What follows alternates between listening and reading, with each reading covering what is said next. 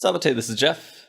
I'm going to do a how-to video. We're going to be doing a multi-camera angle edit of a Let's Play video, as we do on our YouTube channel, which this video is also on.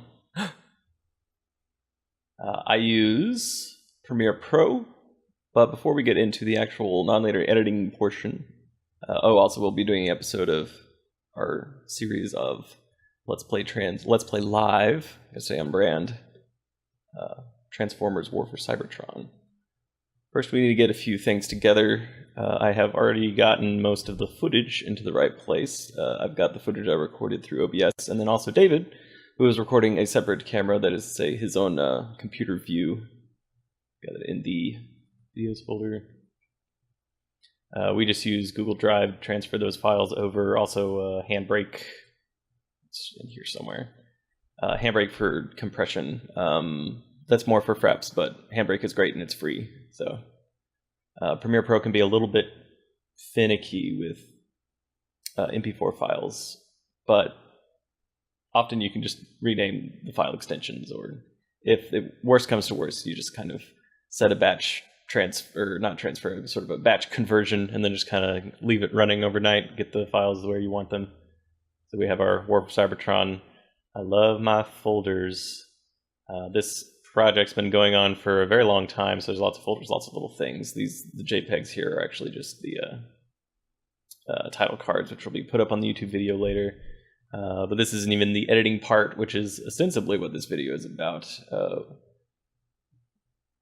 Suffice to say, the footage is already here, and I've labeled them so it's at least easy to know what they are. These are going to be, I believe it's 1060 or 1080 30, because the game itself is actually only 1920 1080 30 frames a second.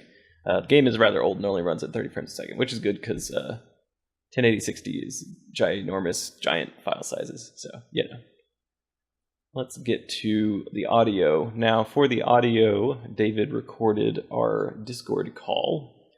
So this will have voices of all three of the people that are playing, since the game is a 3-player game. And we're being graciously hosted by the Kramer, which of course will have links down in the description for his channel. Thanks to him for letting us do this sort of live collaboration. It's been a long time, but we have, at least at this moment that I'm recording this, recorded all of the footage, and it's just a matter of editing it, which is actually pretty lengthy process.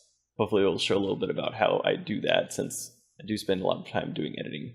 I guess technically it's what I went to school for. Ha ha ha ha. Okay.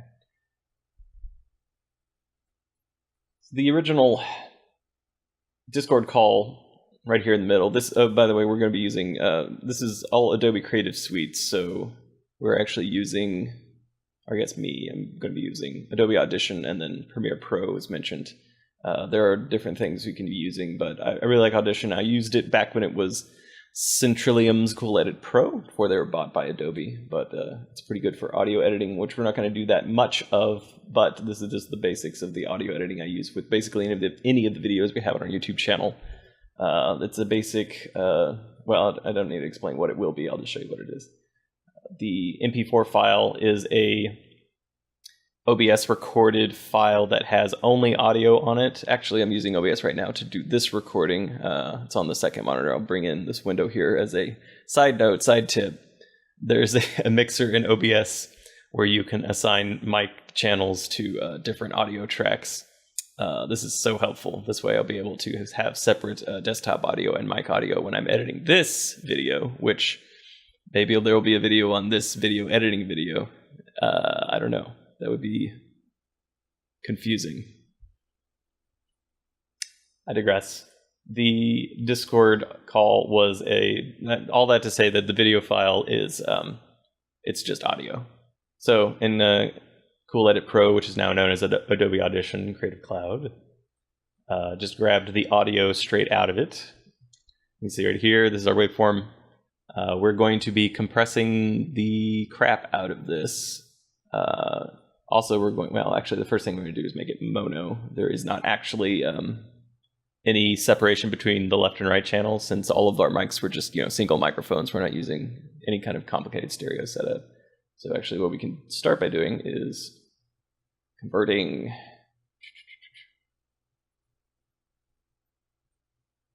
Let's just do mono. Just take one channel only. Convert it down. So you can see down here, this is actually a full hour long. This is the entire call. We'll be doing some syncing later.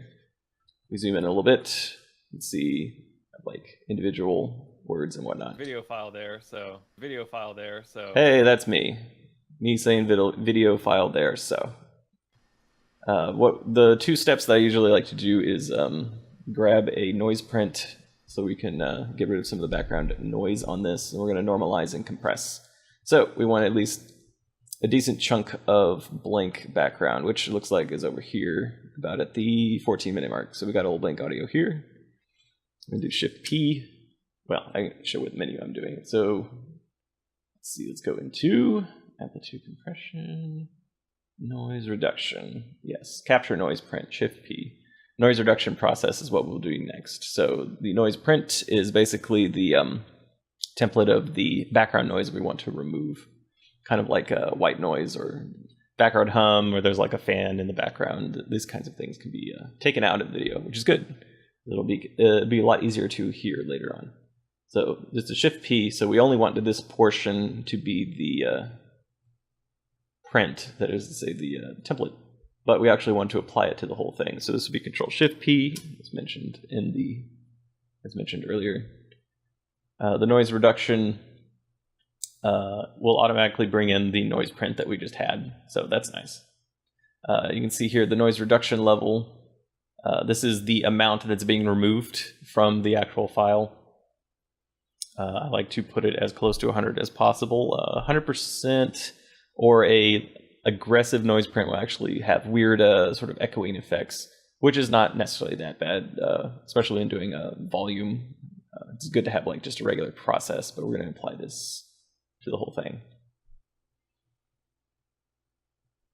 And let the computer process as it will, and then like magic, we'll jump ahead to when it's done. And like magic, it's done. The noise reduction over here, the lower left, it says just took 27 seconds to do. It's dependent on the speed of the computer processor, all that fun stuff. So now that we've denoised it, we actually want to normalize it. Normalize it will look through the whole thing and then bring whatever the loudest point is and then amplify it so that it goes right up to the limit here, which would be 0 dB. 99.9% is fine. We'll just apply that.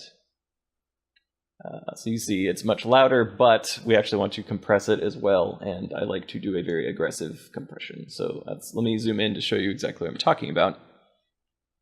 So let's try. I watch a guy go in. Let's see, there's some Kramer audio. Oh, we're up here now. Some more of me, and there's some David too. Okay, so we get some good.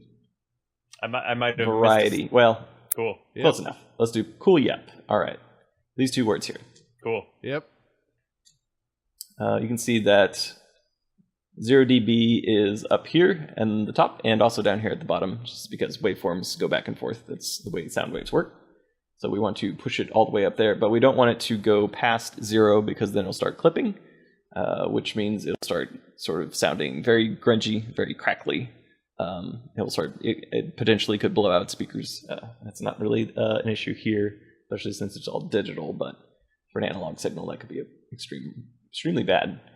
But that's why we have compressors. Compressors will just raise the volume on everything here, and then as soon as it reaches 0 dB or whatever level we set, it will just stop raising the volume further, but it will continue to push up the frequencies in between. So all of these will be relatively the same, but they're going to be compressed a lot. So I mean, it's what compression is. Very useful. Hard limiter is the name they give it here. I usually like I said, very aggressive, something like 20 dB. So that is to say that it's raising the volume of all of this up 24 decibels. But the maximum amplitude right here is 1/10 of a decibel, so it won't go any louder than that. Link channels doesn't matter because we're just using mono. So let's apply that. See that it is much louder. Cool. Yep. And cool. Yep. Down here at the bottom. Cool. Yep. With the cool yep. It said it never goes above 0, which is nice. Let's see if we compress it even more, which I'm going to do for the sake of argument here. just goes too hard later. Let's say an unnecessarily high amount. You can see that. Cool. Yep. Cool. Yep. So you get this artifact here, which is the background noise, which is being compressed. So it's also being, the volume is being raised a lot, so you can actually hear it. So this is where you want a sort of a happy medium between the two. Now, this is not going to be taking place in a vacuum, so to speak. So these kinds of small artifacts in the background won't matter as long as the signal is clear and it's compressed very loud, because we're going to be doing audio mixing when we get to the editing portion, which we'll get to shortly. The reason I say that is because there will be game audio that we'll also be playing and mixing with. So there will be all kinds of different different effects going on. Now, we want to apply the compression to the whole thing. We don't want the 50 compression, so we'll just start with the, we'll just stick with the, let's say, 20. This is a much faster process than the noise reduction. So there will not be a fancy wipe, unless I decide to later. So now we can see that this fills the screen. It's going to be very loud. Everything will be up here, almost clipping, but not quite. If we zoom in, we can get a little bit more nuance into the waveform here and see which parts are the sort of loudest. Scrub along here. In your head if you're not careful. Oh. So there we go. We have some background audio here that we can hear. So someone, I don't know, shut a door, move something in the background. But I'm not too worried about this because we will be, like I said, we'll be having game audio that will go over a lot of this. And also it's a volume business. So this is an entire hour-long original video that will have to be edited through. So individual edit decisions will happen very frequently. I do like this, so we're going to save as. Make sure it's in the right folder. I like using this. This is currently not. This is v11.8. 11_8 is just a convention I'm using because it's not exactly the order that the number of videos that we recorded was not necessarily the same as the number of parts of the series that were made. So the underscore usually just indicates different parts of a particular session.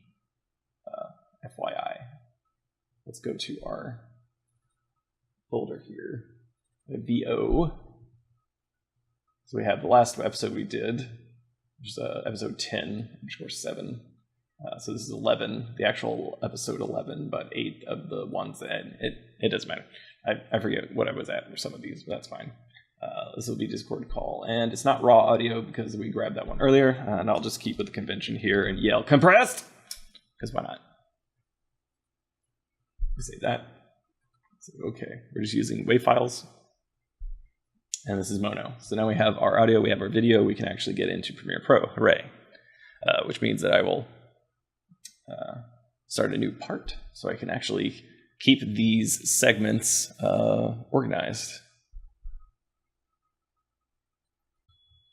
Now that we're done with the audio editing, we can actually get started with the nonlinear editing, video editing portion, sort of the main crux of the whole how-to video. As you can see here, this is the OBS file that I've renamed, put into a how to edit a multi-camera Let's Play in Premiere, which is at least the name that I have right now. It'll probably be the name that ends up on there, and I'll do like a fancy title in Photoshop or something. OBS footage here, copied over from the default OBS recording section, which I have on my D drive. Just this has it's not a solid state drive, but it has a lot of space in it, and I have a bunch of external hard drives because footage can get very, very space intensive, especially at 1080-60, which is I'm recording here. I'm just recording off one monitor, although I have two that I'll be using. I'll flip back and forth. Well, not flip back and forth, but I'll at least show relevant things on the other monitor when I need to. Anyways, as I explained briefly, it was the nomenclature for the names on the files here. The 0101 being 01 as the first episode of this series. I don't know if there will be more, but if there is, then it'll keep it organized. At least you can do by name, at least here in Windows. And then the 01 after that is the first recorded video. So the one you're actually listening to right now is the second part, even though this will be part of one video. This is the second part, so this is the one that you're actually listening to right now, which I'm still recording, very meta, will be an _02. which would be the actual Premiere Pro part of it. As mentioned, we're going to be using Adobe Premiere Pro Creative Cloud. This is 2017 version, which the differences between the versions at this point are pretty minor. So Transformers War for Cybertron _1, the _1 because there was like some, I don't know, it was like some error during saving one time a long time ago, so I saved another one over it and then never went back, but yeah, these things happen. It's a long time, as I said, working on this project for a long time. So this will not be the full setup of the project, but we will set up a new sequence. We're looking right here at I've got two custom layouts, dual monitor editing and HDTV one screen layout. Actually, I should probably rename this because this is not for an HDTV one screen. It's still for two screens because I have the program monitor. There we go, floating in from the side. I'll be bouncing back and forth between dual monitor editing and also just regular editing, which is one of the defaults where everything will just be on one screen here, so I can kind of point out where I'm looking at and where I'm organizing my files and doing the edits and whatnot. Although typically the dual monitor editing is what I'll be using for War for Cybertron because it has so many different, as you can see here, different audio tracks and different video tracks. So we'll be using, it's easier to have it on one screen and then on the other screen, which kind of float in here, we'll have the actual program where we can see the output or what the output will be. And then also I have my audio mixer here, but we'll get to that when we get to that. The next part of the series that we're going to do is episode 11. Let's see if I can, let me get the actual name again. Go over to the archives here, which we're doing War for Cybertron. We're doing VO, yes, to the core. So let's start a new sequence and let's go over to our, there we go. This is our sort of file tree organized by parts. I have folders for each part and footage folders in line of that. So let's start by making a new, nope, not a bin search, don't need that. New bin, it's number 11. It's to the core.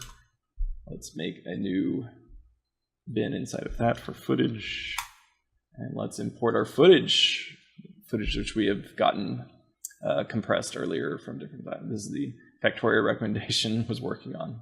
Ended up with lots of Nintendo Power and Breath of Fire 2 characters and Silent Hill OST stuff. So let's go to War for Cybertron. OBS footage. I've got one for each of ours. Let's go to the core, David. Open that one up. It will start processing it. You'll see in the bottom here. Make preview files for it, and then let's import my footage as well, which would be number 11. Stand K on to the core. Yes, the numbers were different because we had recorded them in slightly different orders. Also, I had a different naming convention. It's fine. The to the core is the one we want. So let's open up that one too. So it's the footage. I have all the VO just kind of stored in its own folder. So let's add VO to our project as well, the one that we had just done the editing on in Adobe Audition here. Actually, get out of this now, we're not using it. So 11 to the core, call compressed, which we just made. Let's open this up. We'll also make a preview file for this, so we'll be able to see it. The footage we're using, actually we can just show you. You can go in and see. We don't need all of these open. So let's go ahead and close the ones we're not using. To the core, I'll keep the one from the 10th episode, the one that you can see here in the main editing window, just because we might be using some stuff from it. Like some bars and tone. No, bars and tone, that's agnostic, that's fine. Let's go ahead and, the cutscenes folder was actually just the FMVs ripped from the files on the computer, which was useful when we had a slightly worse, let's say, recording situation where there was voices talking over audio. So this was a way to graft in cutscene audio on top, but we don't have to worry about that now because we have game audio separate from Discord audio. So let's go ahead and make a new project, or not a new project, but a new sequence, which will hold the actual edits for episode 11 here. So to the core is what we're working with. And this is going to be, it's 1080 30. That is what it was recorded at. Might actually be 30, not 29.97, but it's fine. We're not making this for broadcast or anything like that, so we don't have to worry about that too much. Let's see, obsessively, compulsively, save. Let's get rid of all the tracks we're not using, and we'll add them back in as we go. So there we go. We just have a single video track, single audio track. There will be many that will come in. Let's see. Let's start by just throwing in one of the pieces of footage. It's an easy thing to start with. Photoage. That is not how you spell footage. That is my own fault. But anyways, that's fine. Let's drop this in. Oh. Okay. The clip doesn't matter. So change the sequence settings. That's fine. Okay. And everything will line up. I see. That's what the problem was. Okay, put this one on top. We get audio off of that. Let's disable these tracks and see what was going on. Okay. When I had recorded the OBS footage, it recorded 3 audio tracks. I don't actually need 3 audio tracks because unfortunately these are actually duplicated. So if we were to play this, all 3 would be playing at once, and that's not good. So what we actually want to do is edit the, let's delete this. Let's get rid of these tracks. We're not going to be using them. And let's change the import settings on this footage. Let's see. I don't use this very frequently. I know it's in here somewhere. Let's see. Modify audio channels. That's the one. These are the audio channels that are in the footage. We're just going to use one of them. So clip 1. We can just disable the rest of these. That would be good. Say OK, which means that we should only have. Oh, right. These subgroupings. Come on, delete them all. Delete them all.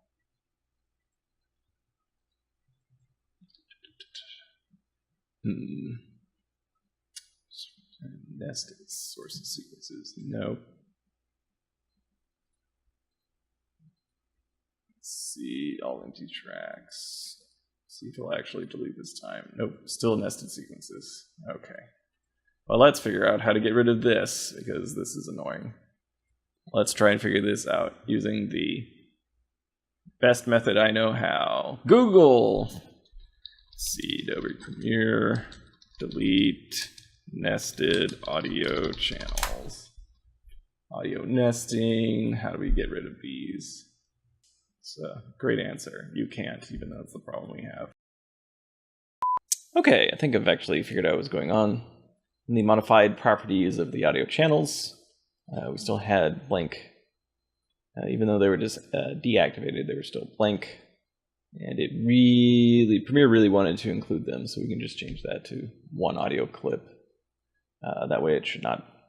Let's activate our audio again so we can actually drop it in here, and let's continue where we were. I'm using mouse wheel to zoom in a little bit so I can get the volume line here, which is much like the decibel readings for Adobe Audition. When we were doing the audio editing earlier, this will go up and down. We're just going to leave it at 0 for now, because we're not worried about audio balancing just yet. We actually need to sync the audio and the video of all of our sources. Thank you for watching. On the next part, we will cover audio-video syncing and the beginning of nonlinear editing in Premiere Pro. And I do a jingle. How to video. Creative Cloud. Creative Cloud.